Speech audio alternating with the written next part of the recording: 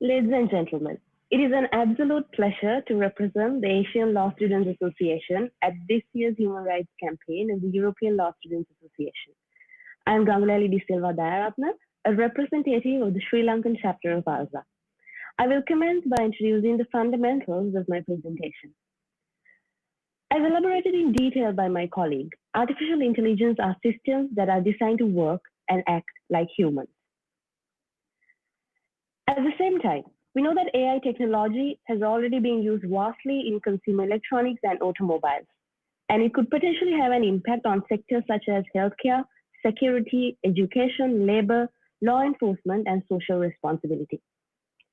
Now, I'd like to move on to a brief discussion as to what human rights are. Human rights are rights that are inherent to all human beings, irrespective of status such as nationality, ethnicity, sex, religion, color, etc. However, all human rights are not absolute and can be limited during exceptional circumstances. There are several international and domestic instruments which lay out human rights and the perimeter of limiting them. Some such instruments are the Universal Declaration of Human Rights, the Geneva Convention and its additional protocols, the Hague Convention, and the International Covenant on Civil and Political Rights. We have vastly discussed with regard to the technology which is behind autonomous weapon systems in our prior presentations. I would like to also point out that an autonomous weapon system, as correctly mentioned, is a weapon that would select and engage a target without human intervention or autonomously. The controversial issue here is, in fact, the definition of autonomy.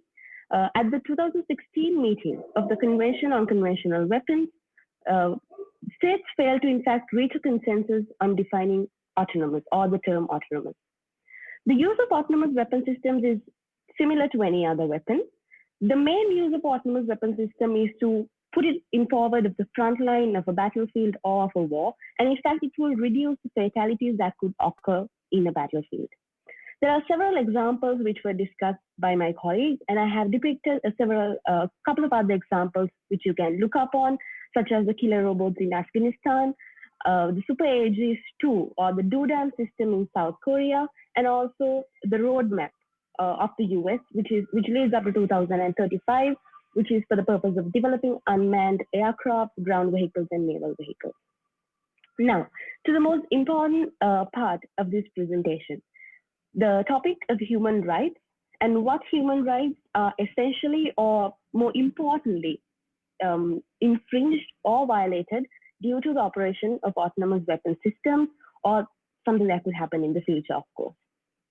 The idea of weaponry based on artificial intelligence, and especially things like killer robots, has posed several ethical, moral, security, and legal concerns.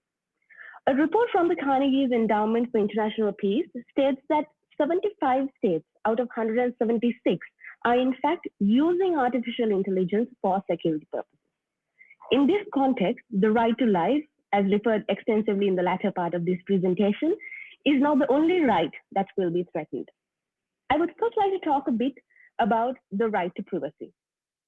The right to privacy is fundamentally granted by documents such as the Universal Declaration of Human Rights and the International Covenant on Civil and Political Rights in Articles 12 and 17 consecutively.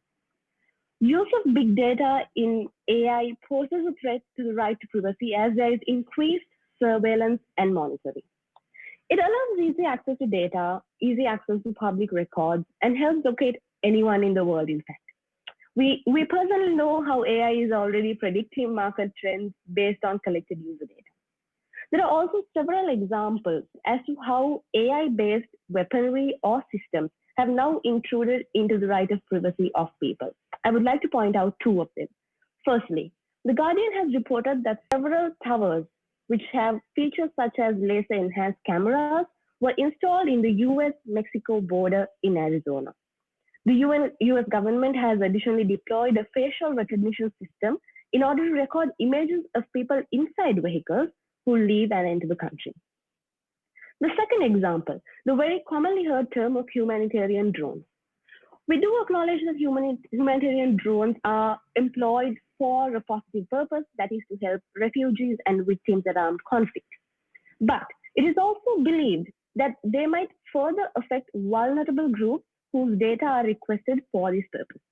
For an example, the data collection of Rohingya refugees that took place in India and Bangladesh were eventually used for the purpose of repatriating them to their original country and not essentially integrating them into the society they were currently in. Hence, it is clear that the purpose of AI-based weaponry, which is, of course, to enhance national security, contravenes with human rights and things like the right to privacy. I would secondly like to move on to the right to equality or the prohibition of discrimination. Article 2 of the UDHR and also the ICCPR emphasizes the individual entitlement to all rights and liberties without any discrimination. However, when it comes to autonomous weapon systems, algorithmic bias discrimination has raised several concerns. This is a result of the data fed to the system essentially being biased against certain sectors of the society. The processed data of the system will continue to remain in the system and subsequently reflect on the latter results as well. This results in oppression that is rooted in technology itself. I'd like to point out two examples with this regard as well. Firstly, there has been evidence that AI face recognition systems have failed in this respect by particularly showing discriminatory tendencies towards Black people. Secondly, the impact of surveillance on groups of people that are already oppressed, such as the Blacks, the refugees, the irregular migrants, act as predictive tools, and they are, of course, proven to be biased in making these decisions. Therefore, it is evident that specifically rights such as the right to equality and the right to privacy are being infringed or violated due to the operation of AI systems and more specifically AI-based weapons systems. I would now like to move on to the focal point of this presentation, which is on the issues that are related to weaponry based on artificial intelligence. There are three particular issues that I have identified. Firstly, the inability for these autonomous weapon systems to comply with international humanitarian law and international human rights law, more specifically with the rules that govern the use of lethal force. Adoption of new technologies anyways pose an intrinsic threat to IHR. The presentation now will mainly draw your focus to the additional Protocol 1 of the Geneva Convention related to the protection of victims of international armed conflicts. This is for the reason that we acknowledge that victims of armed conflicts is the party that faces utmost violations of human rights due to weapons. Technological advancement could lead to autonomous weapon systems becoming less predictable due to increased mobility, increased adaptability, and increased interaction. Loss of predictability of these autonomous weapon systems will ultimately result in loss of human control over it. Thus, it will lead to non-compliance with international humanitarian law. This question also focuses mainly on the two principles of distinction and proportionality. Distinction poses an issue as to whether autonomous weapon systems are capable of distinguishing civilians and combatants, and includes whether civilians are no longer immune in their status due to being treated as hostilities. Therefore, it becomes necessary that autonomous weapon systems do possess the capacity to identify difference between combatants and civilians in different circumstances. Secondly, the proportionality rule expects the decision maker to strike a balance between military gain from an attack and the harm to civilians. This is a simple idea that military advantage received from an attack should be in fact balanced with the damage that is going to be caused to innocent life. This is seemingly impossible for an autonomous weapon system since they are not integrated with emotional intelligence and sensitivity. Both these factors, proportionality and distinction, are complemented by precaution because it's required by autonomous weapon systems and weapons in general to take feasible precautionary measures to minimize effects on civilians. The second issue, this is about the accountability gap that we are now going to talk about. There is a possibility that the actions by autonomous weapon systems amount to crimes against humanity or war crimes. The question here is as to who will be held accountable for these crimes ultimately. It is obvious that an autonomous weapon system cannot be made a direct perpetrator due to a lack of moral agency. Therefore, liability will have to be traced back to a person in the ordering chain or the command chain. The complexity here arises due to the massive number of individuals involved in the functioning of the autonomous weapon system. Accountability begins at the software programmer and can extend to the manufacturer, procurement officer, military commander in charge, the military personnel who deploy the weapon, reviewers, and even political leaders. The doctrine of command responsibility does not help fill this gap. Thus, this technically leaves out a gap in enforcing laws against AI-based weapons. Firstly, for the sole reason that autonomous weapon systems do not have a mens rea, and secondly, due to the absence of an identified perpetrator. Thirdly, both above points with regard to the accountability gap and non-compliance with IHL has led me to my third point, which is with regard to human dignity and more specifically the right to life. It is often argued that complete decision-making autonomy vested to an autonomous weapon system will result in loss of human dignity. The ethical assessment of a weapon plays a key role here, since the target made by an autonomous weapon system is affiliated to human agency, human dignity, and moral responsibility. Autonomy of an autonomous weapon system to decide whom to kill goes against the principle of just war as enshrined in conventions like Geneva and The Hague. Therefore, the protection of innocent civilians has drawn attention of the Geneva and Hague Conventions. The inability to distinguish between civilians and combatants amounts to discrimination, since only combatants are legitimate targets during war and not innocents. It is needless to say that it also includes soldiers who are injured, have surrendered, and are mentally ill. I'd like to draw an example from a report of the UN in 2010, which identified that the operation of armed drones by the US in Pakistan and Afghanistan as a violation of international humanitarian law. As an investigation conducted by the Intercept of the US military, it was revealed that 9 out of 10 deaths of the people who died in a drone strike were people who were actually not targeted or rather civilians. While it is possible to write into the programming of the autonomous weapon system not to attack civilians, defining a civilian and identification of one poses a question. The available technology for an AI-based weapon is limited by cameras, sonars, lasers, infrared sensors, etc. Though these technologies help identify humans, complex situations such as hostilities, camouflages can toughen this task. It is important for an AI-based weapon to identify a civilian according to the internationally set standards. Article 50 of the Geneva Convention, Additional Protocol 1, defines a civilian negatively as a person who does not amount to a combatant. This problem is argued on the line to say that an act that suppresses the right to life is justifiable only if it is non-arbitrary. For an act to be non-arbitrary, the action has to be based on an informed decision. This guarantees that the act of killing is based on human judgment. When it comes to an autonomous weapon system, this decision would certainly be made by the use of data that is already programmed into the system. But once a decision has been made to fire or attack a target, the ability to override or withdraw this decision is actually questionable. Hence, there is an intrinsic threat to the right to life and a person's privilege to be treated as a civilian. In discussing autonomous weapons and the law which is related to that, it is also necessary to look at the ways in which how we could assess the legality of autonomous weapons. Presently, there are no international instruments that govern the legality of weapons based on AI. While discussions are underway, it is convenient to refer to the existing law for implementation of new weapons to gain a general idea as to what aspects of a newly developed weapon are necessary to be met. Anyhow, there are several methodologies that have been suggested that can be used in creating a new law for AI-based weapons.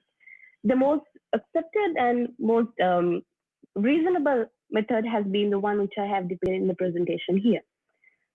According to this scenario, when an autonomous weapon system has been placed under review, the first step would be to see whether this weapon has been prohibited by a treaty which binds a particular state or by customary international law.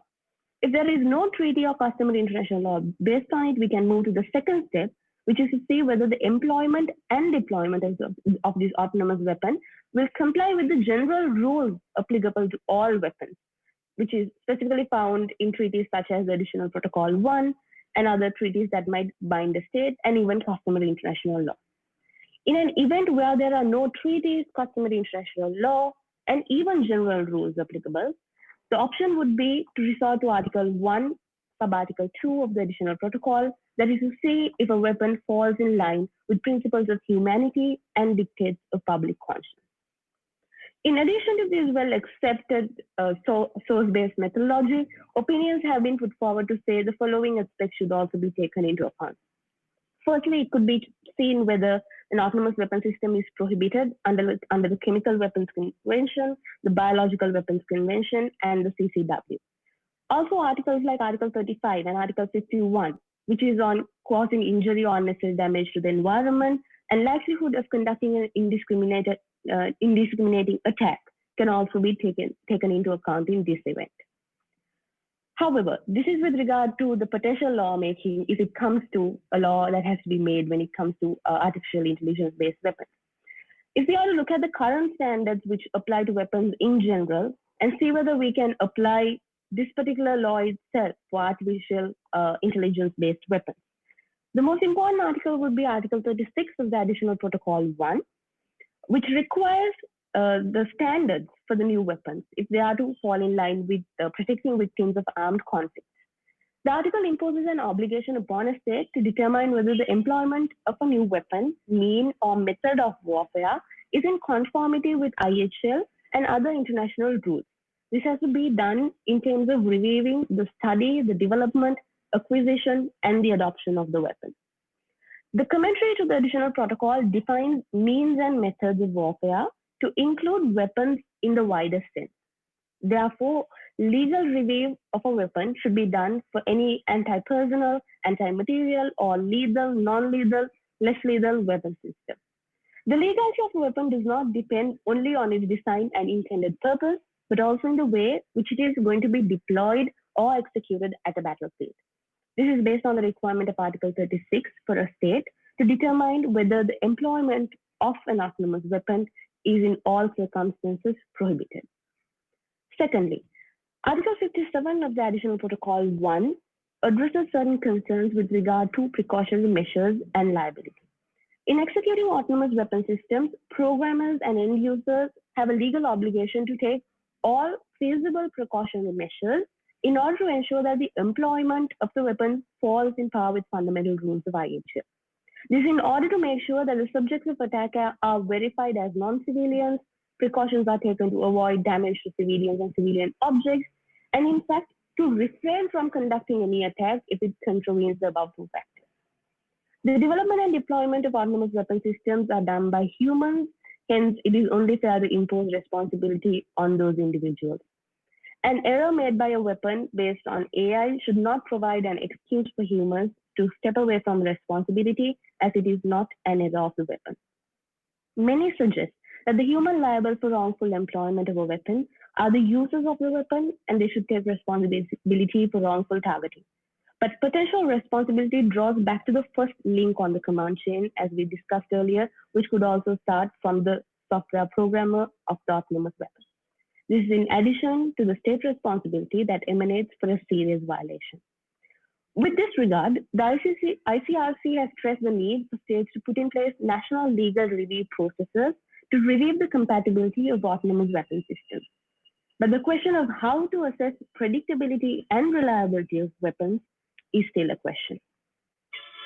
While discussions are underway and there are several aspects we need to take into account while developing these laws, it's also apt to look into the progressive measures which are currently taking place in the world. Firstly, I would like to draw your attention to the United Nations Convention on Certain Conventional Weapons and the meetings which are related to that. Since 2014, an informal meeting of experts on lethal autonomous weapon systems has been taking place annually in Geneva within the institutional framework of the CCW. A formal meeting took place in 2016 where it was decided that an open-ended group of governmental experts on lethal autonomous weapons to be formed in order to explore and agree on recommendations. Many meetings on the CCW between the periods of 2014 to 2019 shows the importance of retaining human control over weapon systems. But in 2018, both Russia and the United States opposed the proposals to negotiate a new treaty on killer robots. The second progressive action, which is on the Stop Killer Robots campaign, which has already been explained in detail by my colleague. There are a few focal points I would like to draw your attention to. The primary object of this campaign was to ban lethal robot weapons, but eventually the focus has shifted from banning killer robots to having meaningful control on autonomous weapon systems. The idea of meaningful human control was initially presented by a paper presented by a UK-based NGO. In 2014, the Human Rights Watch 2 identified autonomous weapon systems to be weapons, those which identify and fire on targets without meaningful human intervention. But there are several reasons as to why this contention would fail. Firstly, meaningful human control has been endorsed by a little over 25 states. Hence, it would best amount to opinio juris, but practically is insufficient to establish a customary international law principle. Secondly, the endorsement mostly comes from states that are not specifically affected by autonomous weapon systems. Therefore, there is little improvement technologically on the part of these states. Thirdly, the formation of a customary international law is hindered by different state opinions as to what requirements should constitute meaningful human control. Due to these reasons, the concept of meaningful human control has not been developed satisfactorily. The limits and extent of meaningful human control would certainly become an arguable point when drafting legislation. The third important aspect is the Toronto Declaration of 2018. The Toronto Declaration is a collective result of Human Rights Watch and a coalition of rights and technology groups. It calls on governments and companies to ensure that equality and non-discrimination is secured when using machine learning applications and artificial intelligence. The document also focuses on the human rights aspect, including the right to privacy, freedom of expression, participation in cultural life, and equality before law that have to be met, and a meaningful method of redress for those who face infringement of these rights. However, the guidance has been restricted to ethical guidance with little reference to human rights or the legal framework around it. Most importantly, the next point is on state action, which is already being taken. Since 2013, 30 countries have called for the banning of fully autonomous weapons. These countries include countries like Austria, China, Egypt, Iraq, Mexico, Pakistan, Palestine, etc. But in this effect, China's support has only been limited to banning lethal autonomous weapons, but not essentially the development or production of it. Secondly, since 2018, many countries have called for a ban on killer robots. And most importantly, the non-aligned movement, which is a coalition of 125 states, has summoned for a legally binding international instrument for the prohibition and regulation on lethal autonomous weapons. Apart from all of this, it is also important to note the opinion of the ICRC on this matter. The ICRC contends that it is important to maintain human control over killer robots, and use of force through them should be in compliance with international law and ethical concerns as well. The notion of humanity and public conscience is drawn from the Martin Clause. It is also popular opinion that the decision to kill, injure, or destroy should only be vested with humans and must show a direct link between the intention and operation. Major attention has been drawn to the consequences of the autonomous weapon systems, its precision, and its reliability. If I am to move on to a few concluding remarks with this regard. While it is clear that there is no specific governing body for the use of weapons based on AI, the need for an international treaty is necessary more than ever. This conversation is taking place in a decade where technology has seen rapid improvement and concepts such as human rights, equality, non-discrimination, fairness are often looked up to by society. If and at all these societal norms are to be threatened due to weaponry based on AI, it is absolutely necessary and due monitoring takes place with this regard. However, this task is not simple as we speak of it. Difficulties arise due to differences of opinions among states, organizations, and other groups. This is additionally burdened with the fact that AI technology will not remain stagnant, but will continue to grow with research. It is at the same time necessary to note that the contribution of various societal sectors might vary to different levels of exposure to AI and weapons based on it. Hence, it is evident that there are many aspects to explore with this regard in the potential lawmaking process. It is highly probable that the issues of compliance with IHL, meaningful human control, and compliance with human ethics would be extensively debated in this process.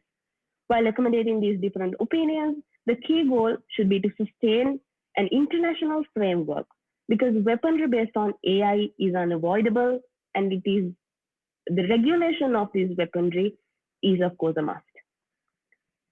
It was an immense pleasure to have spoken before all of you. I thank you on behalf of ALSA. Thank you very much and have a lovely day.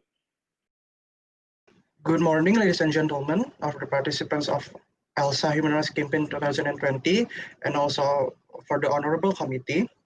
I'm Fasharaf Alfonso. You can refer to me later as Alfonso, as the second speaker for ALSA International for ALSA Human Rights Campaign 2020.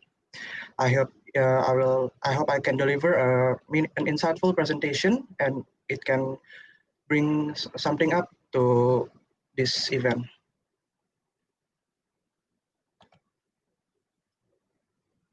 So before we enter into the main discussion, let us have a bit of fun first. So AI, how big of an influence are they? So, maybe some of us like movies, and I personally like a lot of movies. So maybe, and in some movies, we already seen the use of AI to support the protagonist to achieve their mission. Maybe here you can see R2D2 and C3PO who help Luke Skywalker and the Republics to defeat the Empire, and then there's the HAL 9000 in the movie of 2001: Space Odyssey, which turned out to be the main antagonist for the movie and ended up sabotaging the whole mission. So I think it is safe to say that these few pop culture robots symbolize our acknowledgement towards the existence of AI and its impacts towards mankind. We now live in a world in which non-human systems can do things that human beings can do before. These non-human entities can, in some cases, perform tasks far more efficiently and far more effective than we can. Artificial intelligence can now imitate human voice, translate language, or even diagnose cancer. And especially for us future lawyers, maybe they can draft a legal documents or make a legal memorandum. So in conclusion, we are now in a world where systems can perform tasks what we did not believe in our time would be possible. Non-human system will continue to burden their capabilities and potentially can replace our position in the future.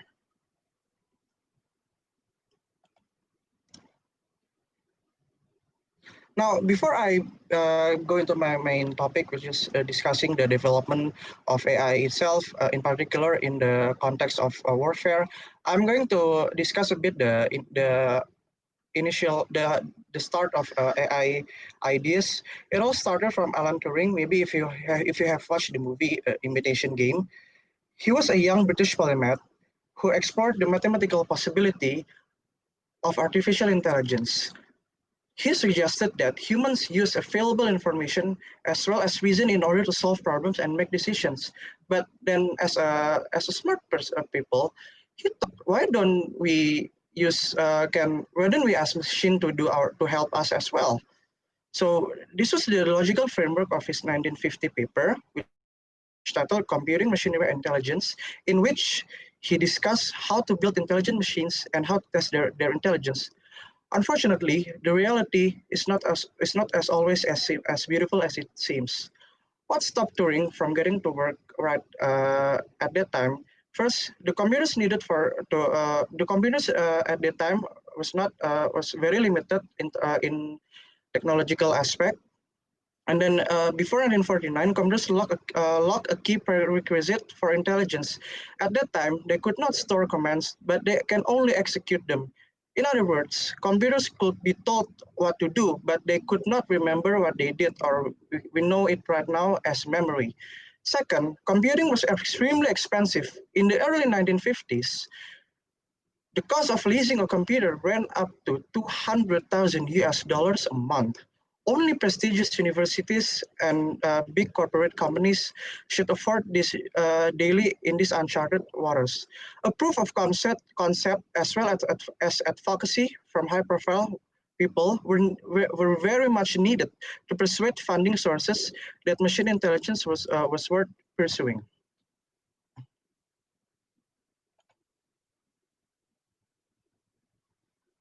Now, let's move on to the main topic.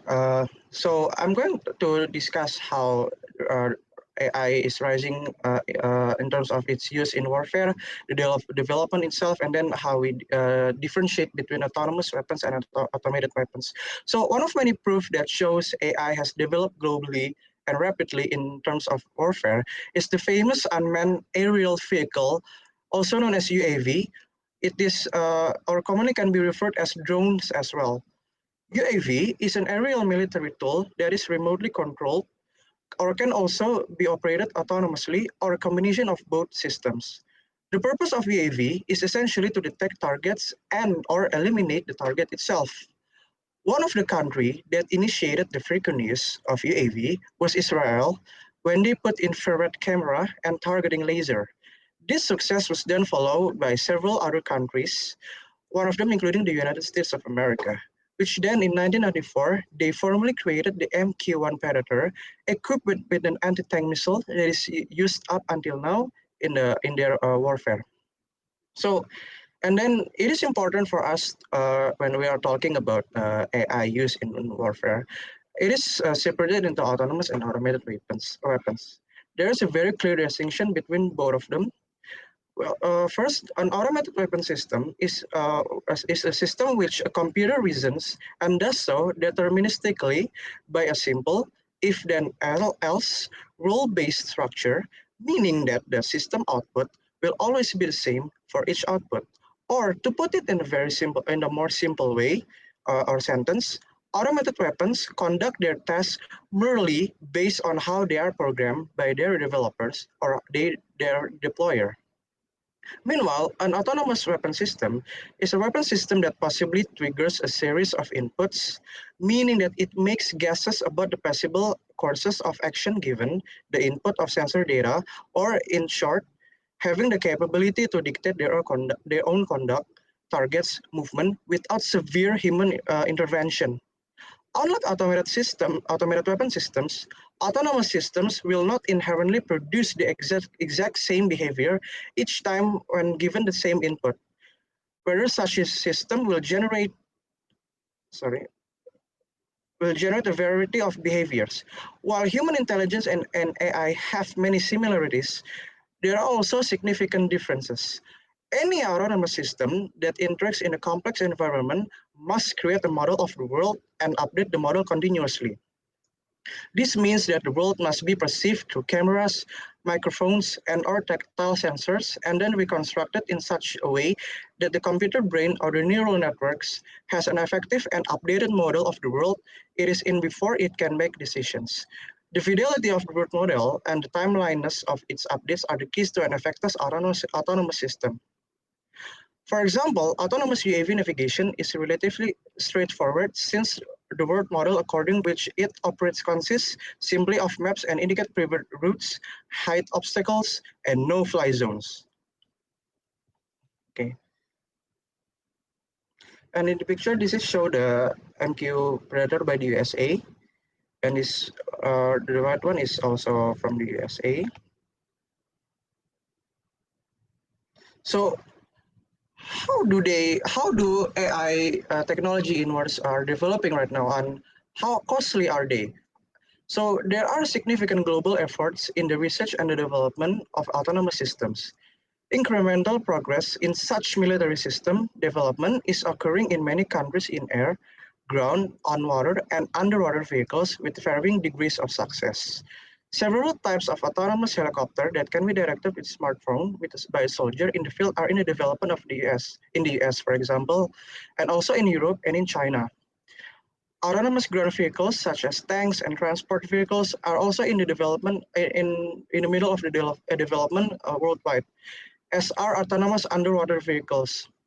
In almost all cases, however, the agencies developing these technologies are struggling to make them leap from development to the operational implementation. There are many reasons for the lack of success in bringing these technologies to maturity, including mainly the cost and unforeseen technical issue, but equally problematic are organizational and cultural barriers. The US, for example, for instance, is struggling to bring autonomous UAVs to operational status, primarily as a result of organizational infighting and prioritization in favor of manned aircraft. For example, with the F-22 jet fighter, despite the fact that F-22 has experienced significant technical problems and has flown little in the combat, the USAF or the US Air Force is considering to restart the F-22 production in line. In itself will cost in a very extreme amount, as opposed to investing in more drone acquisitions. Beyond the production line, moreover, the hourly operational cost of the F-22 is $68,000 US dollars as compared to the F-22 Predator's $3,000. The latter can perform most of the some core functions of an F-22, save for air-to-air combat missions, which the F-22 itself could not previously perform with technical problems. To give another example, the US Navy's X-47 was intended to be developed as autonomous fighter or bomber aircraft, but despite many successful sea trials, it is now slated to operate as a tanker for aerial refueling, a very far cry from its original purpose.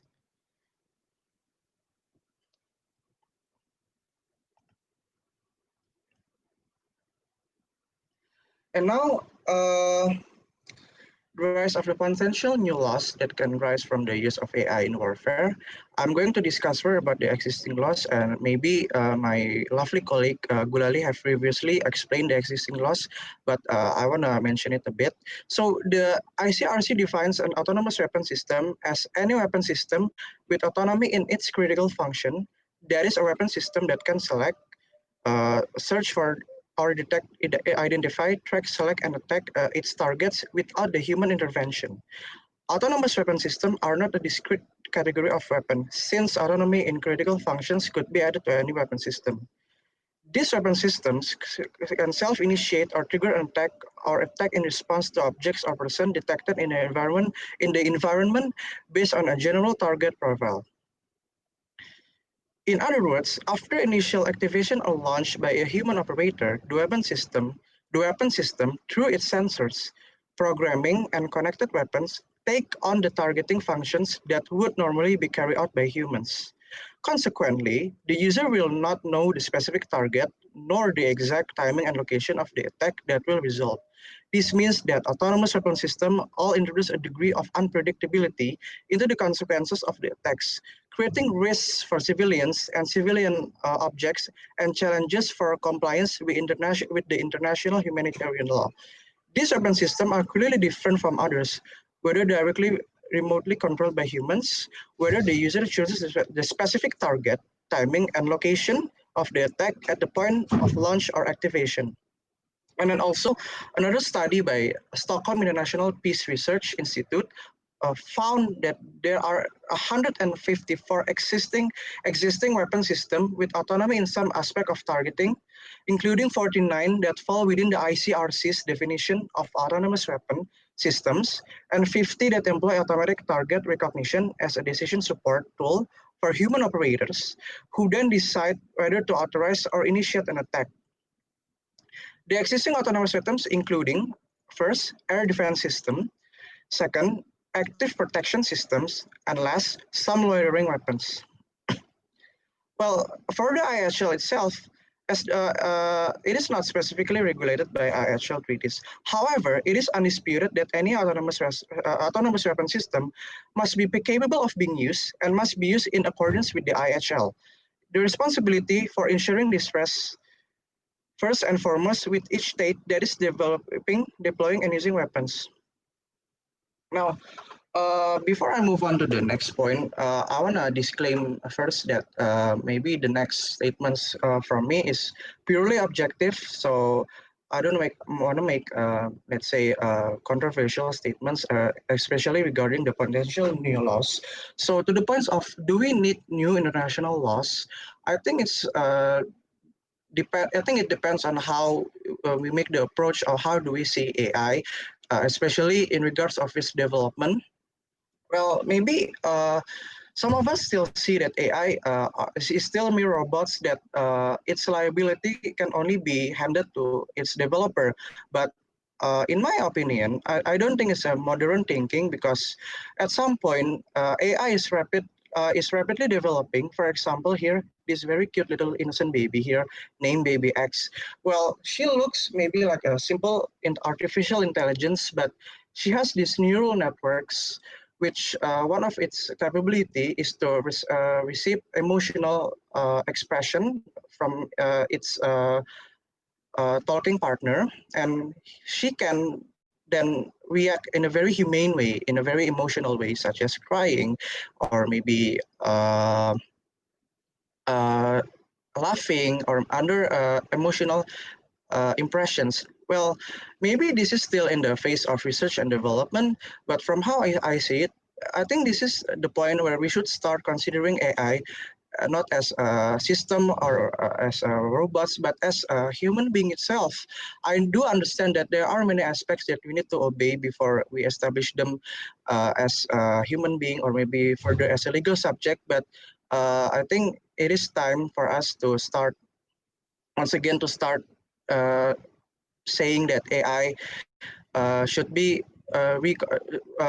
more watch over because we never know what can they do in like 5 or 10 years or in a few decades. Maybe they can overcome our intelligence or maybe they can overcome our capability to determine our decision. And then I'm not going into the very substance aspect of the legal of my aspiration for new laws, but I'm going to approach it from the ethical aspect. So the importance of retaining human sorry the fundamental ethical question is whether the principles of humanity and the dictates of the public conscience can allow human decision making on the use of force to be effectively substituted with the computer control process. Ethical issues are at the heart of the debate about the acceptability of AI use in warfare, especially in autonomous weapon system. It is precisely the anxiety about the loss of human control over weapon systems and the use of force that goes beyond questions of the compatibility of autonomous weapon system with our laws to encompass fundamental questions of acceptability to our values. Now, a prominent aspect of the ethical debate has been a focus on autonomous weapon systems that are designed to kill, to injure humans, rather than those to destroy or damage enemy objects, which are already employed to a very limited extent. The primary ethical argument for autonomous weapon system has been results oriented, meaning that their potential precision and reliability might enable better respect for both international law and the aspect of human ethical values, which resulted in fewer adverse humanitarian consequences. As with the other weapons, such characteristics would depend on both the design-dependent effects and the way weapons were used. A secondary argument is that they would help fulfill the duty of militaries or any combatants to protect their own forces, a quality not unique to autonomous weapon system. Okay, so I think that's all that I can bring to you today. Uh, I'm, I hope that my presentation pleases you, and sorry if I have wrong in saying or my presentation. I hope we can do more further inquiries in the future. Thank you for your attention. ALSA, always be one.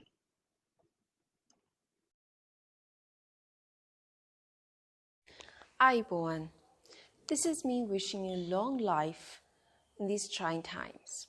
Welcome to another segment of the Human Rights Campaign organized by the European Law Students Association. My name is Zinat Zakir. I'm the Pro Bono Secretary for the National Chapter of the Asian Law Students Association. In today's discussion, I would like to begin with a historical context of human rights, and then touching on the United Nations, and finally discussing on the intersections or contradictions between artificial intelligence and human rights. In the course of the discussion, I will utilize videos by experts for a better understanding. At the very beginning, we did not have something called human rights. If you're with the right group of people, you'd be safe. If not, you weren't. In 1215, King John of England faced a political situation to which he came up with a practical solution of the introduction of the Magna Carta. And this is where he mentioned that the king too was subjected to the law. Later on, the world witnessed genocide and atrocities by the Nazis and the totalitarian regime. This provided a new impetus to those demanding international recognition and enforcement of fundamental rights and freedoms. The United Nations came into being after the World War II. The purpose was to bring peace to the nations of the world. So, where exactly do these human rights begin? Eleanor Roosevelt said, and I quote, "In small places close to home, so close and so small, they cannot be seen on any maps of the world." In 2015, the United Nations moved forward Sustainable Development Goals as a universal action to end poverty, to protect the planet, and to ensure that all people enjoy peace and prosperity by 2030. The achievement of these goals requires a partnership of governments, the private sector, civil society, and citizens. And today, we have artificial intelligence playing a vital role in helping achieve these goals. The United Nations global polls describe big data as digitally generated as opposed to digitized manually. They are passively produced as a byproduct of digital services, transactions, and interactions.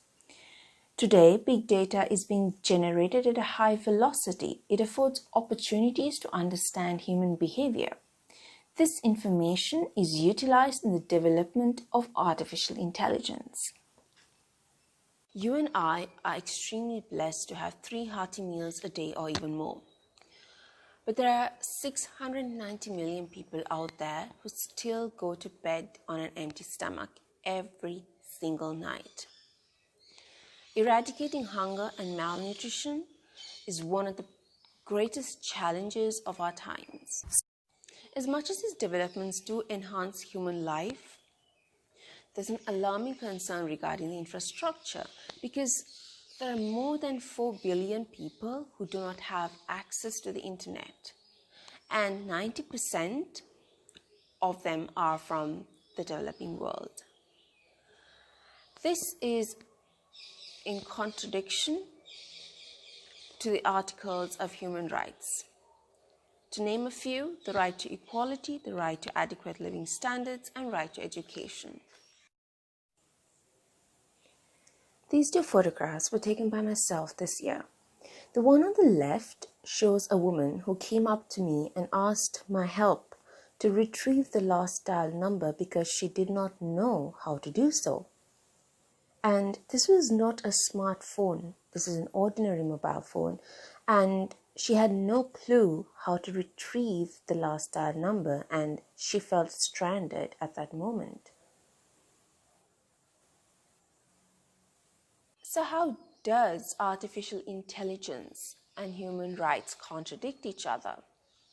We have transitioned into a digitized world, and that requires regulation to prevent the advancements of technology infringing upon human rights.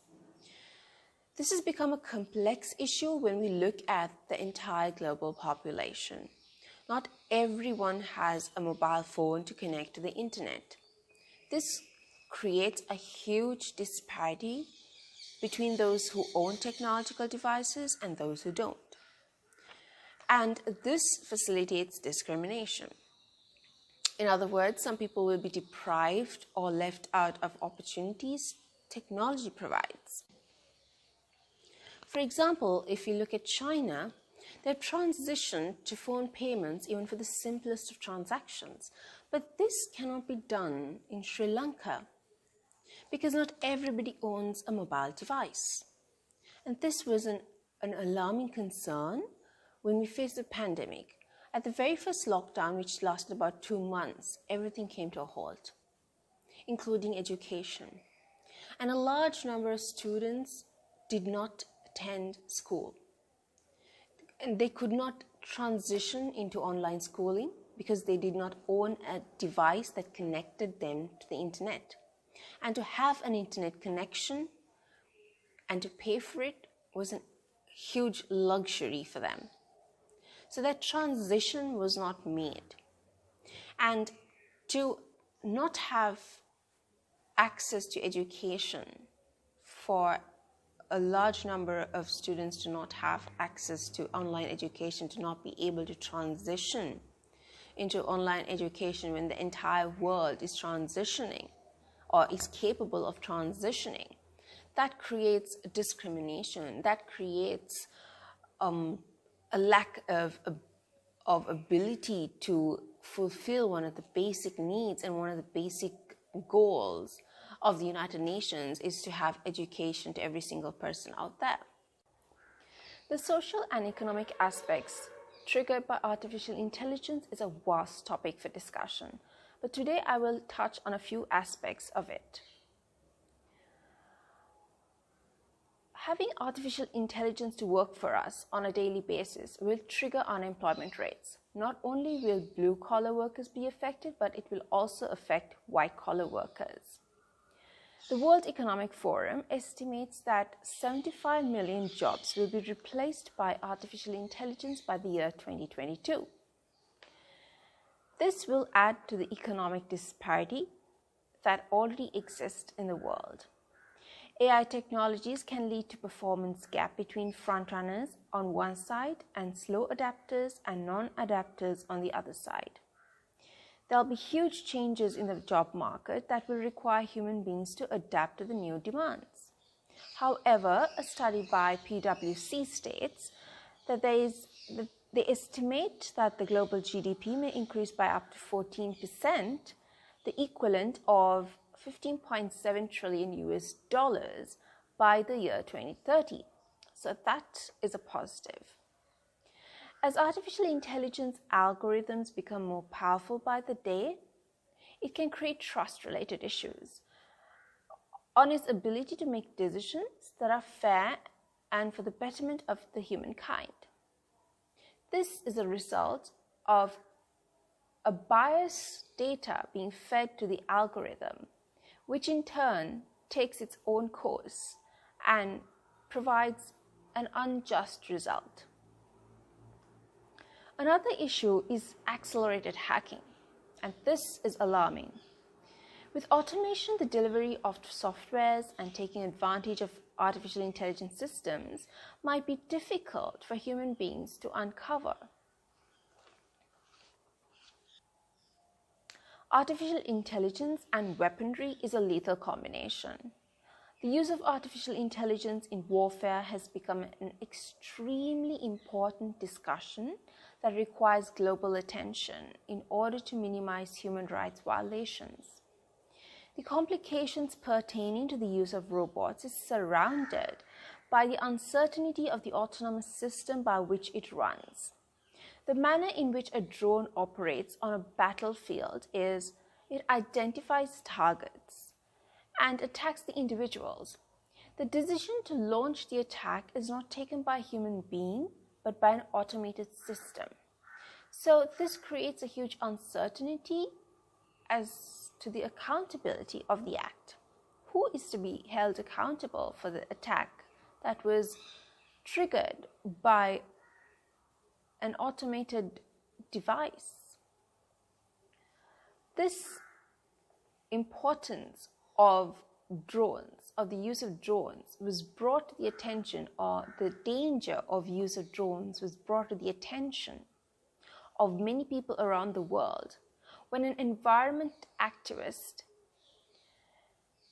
had taken a radioactive waste from Fukushima and placed it on the top of the roof of the Japanese Prime Minister's house using a drone.